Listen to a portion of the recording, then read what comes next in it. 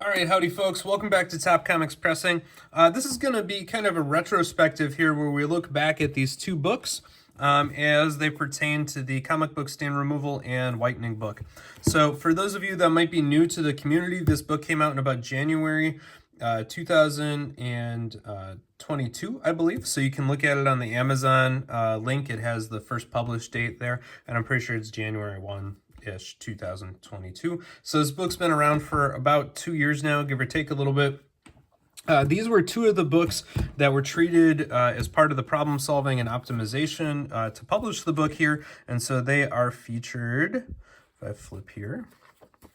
So this is the Lois Lane right there. That's featured throwing all of her stuff at Superman, and you can see the before and after pictures.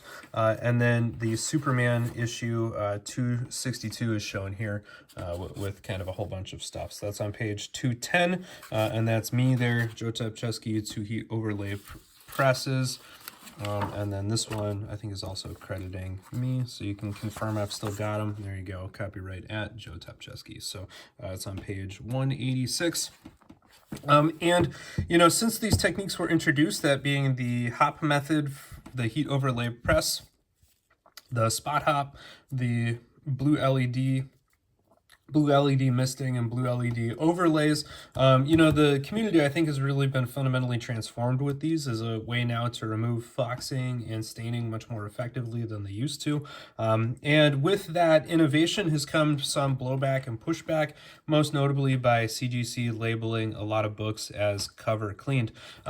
These were two of the early examples, and they do show some indication that somebody had done something. On this Lois Lane here, one of the biggest indications is the look of the kind of the washed out Superman there.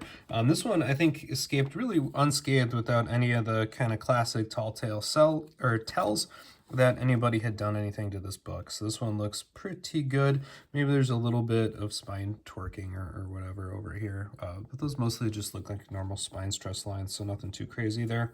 Both these books were pretty filthy when I got them, and part of the reason that people have also attacked the innovations as well as the methods is claiming that, you know, you're going to have long-term damage to your books, which is really kind of the point of this video.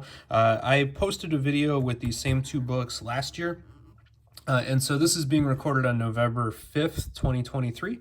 And you can see here that, you know, the cover doesn't have any brittleness. I'm able to roll that all the way over. The pages are fine.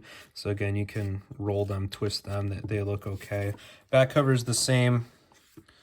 You know, you can give that a pretty good roll other than needing a press. Same with the Superman here. Nothing too crazy.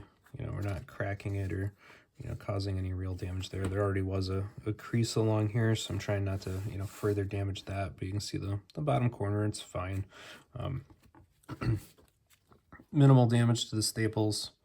All in all, looks pretty good. No obvious reversion, so if you look at the before and after pictures in the book, you know, we can inspect them for reversion or whatever. So a lot of that really intense staining and spotting was right between Lois's arm and Superman's hand there.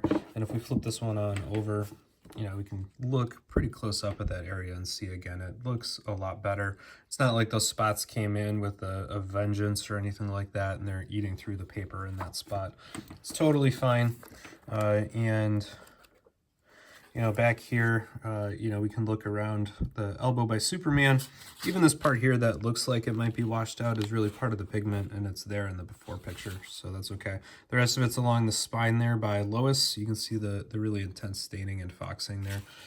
And again, that's okay over here by the helicopter. You know, there might be some light damage to the gloss. You can kind of see right there, right in that spot. You know, the really intense foxing dot is still there. Everything else looks pretty good though. So this is just kind of our 2-year check-in on these two books. 2 years later, no worse for the wear.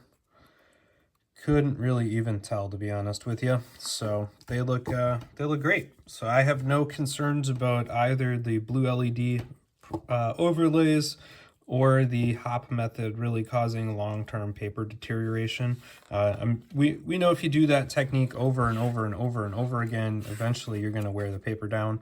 That's pretty much standard though. Like, there's only so many times you can wet paper, heat paper, and dry paper before it deteriorates. But I think in this case, you know, one really well executed treatment, just fine. So, all right, that's it for this video. Please click that subscribe button if you're new to the channel. I also recommend, you know, picking this one up as a very, very good desk resource with all of the temperatures and times of these processes, as well as examples of what the stands look like, both under UV and normal light. And, you know, here you go. You can see all the tips and tricks for executing the hop and bled methods all in the book. So take care, everybody.